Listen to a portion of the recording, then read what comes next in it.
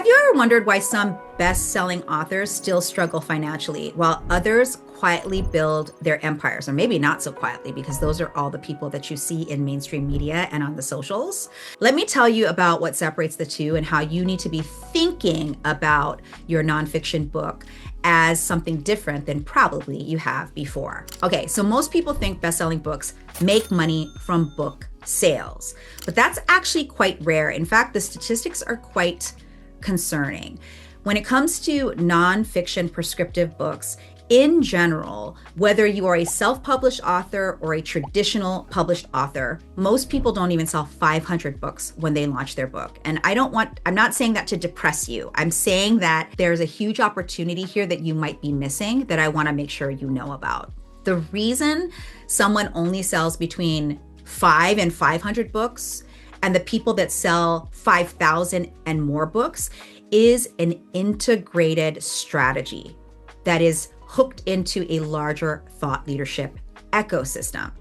And it wasn't until I launched my own book, Unicorn Team, in 2025, that I realized as an author, not just as one of the top brand strategists for other best-selling New York Times authors, that the reason so many people don't hit the inflection point of becoming that well-known, well-established, well-respected thought leader using a book and also have the back-end system to monetize it is because they are treating the book as a separate entity from their overall business model. So today, I'm going to talk about the master framework, the thought leader success stack that actually integrates the three main swim lanes that you need to be thinking about when you are pursuing finishing your book and monetizing it and helping you make your book an asset instead of a liability inside of your business model. So the first is, I want you to think about your book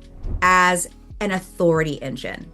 It's something that opens doors. It's something that allows other people you want to create relationships with, whether it's your clients, whether it's brand collaborations, whether it's the media to cover a story where you're quoted on it, or to get speaking gigs. These types of things are why you should do a book. Now, some of you want to do a book because you want to tell your life story and you want to leave that behind. And I think that is wonderful. I'm a big fan of you wanting that and doing that. But today, for the purpose of this particular training video, what I want you to think about is how you can use a book to actually build your authority and make you money, right? And the thinking that really makes that happen, okay? First of all, the book is not a product. It is not a separate thing that you do just as a supportive thing for your business.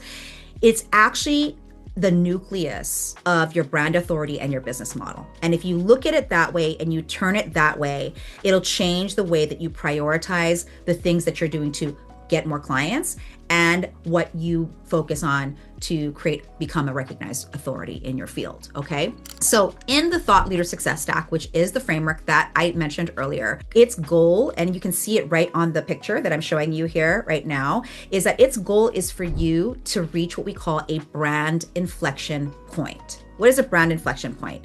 This is that moment where everything that you did before that inflection point led to you breaking through and being seen as an authority, like really an authority, not just in a sea of different people, but in actual like one of the top 5 to 10 authorities, or maybe even the number one authority in your field, okay? And in order to do that, you have to strategically architect your business model, your brand authority, and a best-selling book as the fulcrum for that to happen. Let's talk about why a best-selling book is important. Number one, again, it helps you establish authority. It helps you share your frameworks with more people. It helps you serve different stakeholders in your ecosystem, not just your audience, not just clients, but brand collaborators, the media, speaking agencies.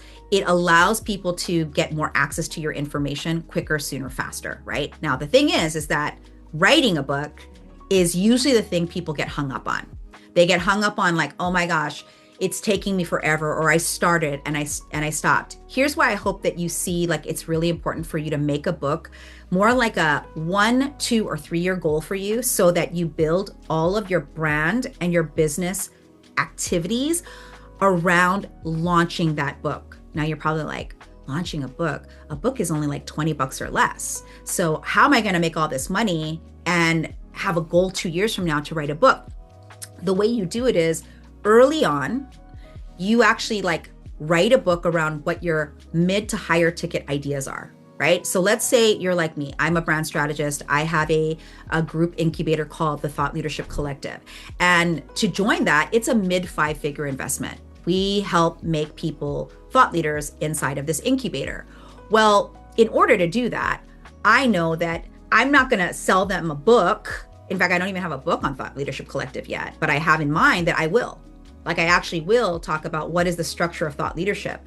But in order to actually get people to be showcased in my books, to be able to actually like test my ideas in real time, I created a program around it with a book in mind in the future, right? And a lot of people don't do that. What they do is they think, again, I'm going to write this book and then I'm going to run this business. And actually, if you think of it as the book will become the outcomes of the programs that you sell and get better at naming your frameworks and telling the stories. Now you go from a mid-tier high-ticket program to getting then seen, heard, and paid in the media and social media, to then when your book comes out, now it's available for more people to then come back and keep operating as an engine for revenue for you. It might sound even a little bit more complex than I'm able to communicate right now, but that's why coming into one of my trainings where I break down every single part of these components that you see in this framework is really important, because it allows you to see where you currently stand, and if you want to be seen as a thought leader, exactly the activities that you need to do to actually do it. But at a high level, the idea is make the book the reason that you're doing the things. Make the book the reason why you're going and seeking clients. Make the book the reason that you're going and getting more brand authority on traditional media and social media, because you'll start to talk and leverage all of the frameworks and stories that are yours.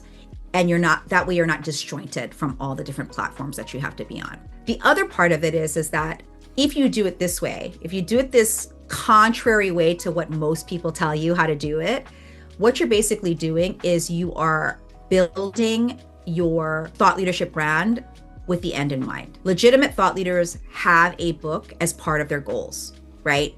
You're not actually seen as a thought leader unless you have a traditionally published book, or you're on your way to building or finishing a thought leadership book. And so you can't really get there and run a business unless you integrate the three of them.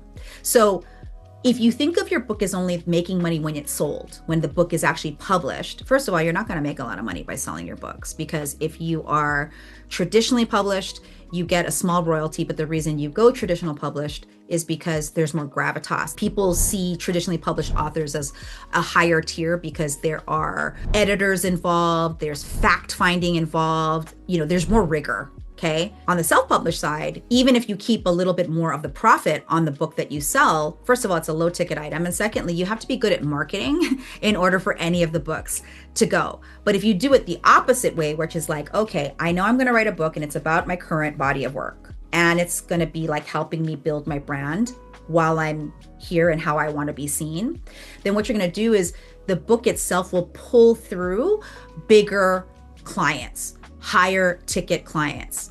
And the way you do that is through what we call our 3x3 activity in the Thought Leadership Collective, because every day you're building your business model, your brand authority, and you're on your way to finishing your best-selling book so that you hit your brand inflection point. And what's also the key is that you need certain systems in place in order to monetize your book for the long run. For example, do your business model offers fit your book's content?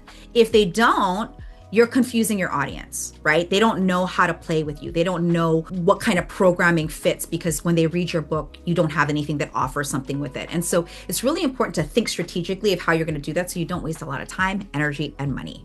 All right. So here's the takeaway. Your book is not necessarily going to make money just because it's good. Now, we expect you to write a good book. In fact, that's part of our framework. We want you to write something that people want to not just read, but refer and talk about, right? But you also need to have that built-in strategy of how it fits into your business model, your brand authority, and your goals and dreams over the next 3 to 5 years. And that's what we build inside the Thought Leadership Collective. We help experts like you turn those book ideas into long-term authority, leverage, and support the business models that make you actually make cash and impact and make sense for your unique personal and professional goals. So if this sparks something for you, I'll link another video on your screen that builds directly on this idea. So go ahead and watch that next.